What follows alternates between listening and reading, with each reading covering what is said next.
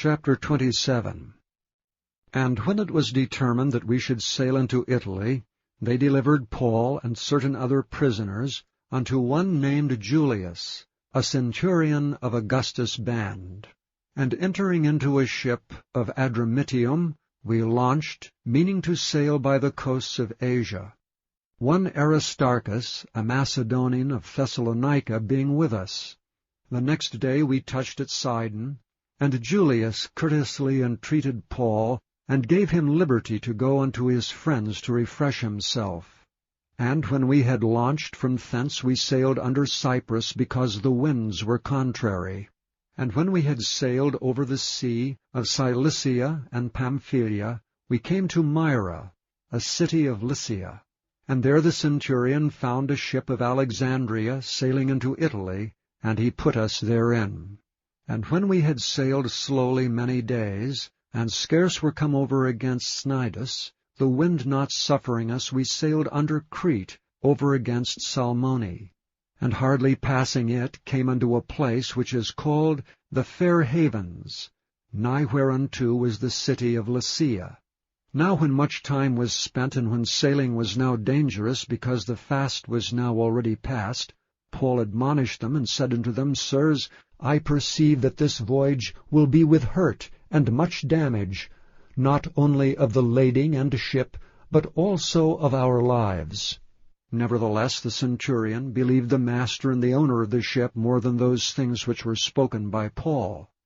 And because the haven was not commodious to winter in, the more part advised to depart thence also, if by any means they might attain to Phoenice, and there to winter, which is an haven of Crete, and lieth toward the southwest and northwest.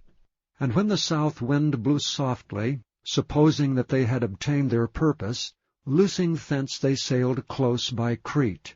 But not long after there arose against it a tempestuous wind called Euroclydon. And when the ship was caught, and could not bear up into the wind, we let her drive. And running under a certain island, which is called Clauda, we had much work to come by the boat, which when they had taken up, they used helps, undergirding the ship, and fearing lest they should fall into the quicksands, strake sail, and so were driven. And we being exceedingly tossed with a tempest, the next day they lightened the ship. And the third day we cast out with our own hands the tackling of the ship. And when neither sun nor stars in many days appeared, and no small tempest lay on us, all hope that we should be saved was then taken away. But after long abstinence, Paul stood forth in the midst of them, and said, Sirs, ye should have hearkened unto me, and not have loosed from Crete, and to have gained this harm and loss. And now I exhort you to be of good cheer, for there shall be no loss of any man's life among you, but of the ship. For there stood by me this night the angel of God, whose I am, and whom I serve, saying, Fear not, Paul, thou must be brought before Caesar, and lo, God hath given thee all them that sail with thee. Wherefore, sirs, be of good cheer, for I believe God, that it shall be even as it was told me. Howbeit we must cast upon a certain island. But when the 14th night was come, as we were driven up and down in Adria, about midnight the shipmen deemed that they drew near to some country, and sounded, and found it 20 fathoms. And when they had gone a little further, they sounded again, and found it 15 fathoms. Then fearing lest we should have fallen upon rocks, they cast 4 anchors out of the stern, and wished for the day. And as the shipmen were about to flee out of the ship, when they had let down the boat into the sea, under colour as though they would have cast anchors out of the foreship, Paul said to the centurion and to the soldiers, Except these abide in the ship, ye cannot be saved. Then the soldiers cut off the ropes of the boat, and let her fall off. And while the day was coming on, Paul besought them all to take meat, saying, This day is the 14th day that ye have tarried and continued fasting, having taken nothing. Wherefore I pray you to take some meat, for this is for your health, for there shall not an hair fall from the head of any of you. And when he had thus spoken, he took bread and gave thanks to God in the presence of them all.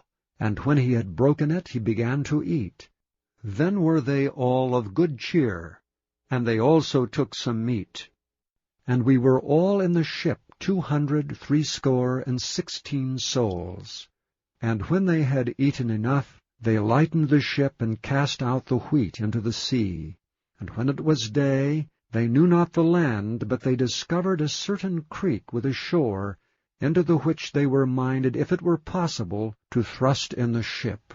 And when they had taken up the anchors, they committed themselves unto the sea, and loosed the rudder bands, and hoisted up the mainsail to the wind, and made toward shore. And falling into a place where two seas met, they ran the ship aground, and the forepart stuck fast and remained unmovable, but the hinder part was broken with the violence of the waves. And the soldiers' counsel was to kill the prisoners, lest any of them should swim out and escape. But the centurion, willing to save Paul, kept them from their purpose, and commanded that they which could swim should cast themselves first into the sea, and get to land, and the rest some on boards, and some on broken pieces of the ship.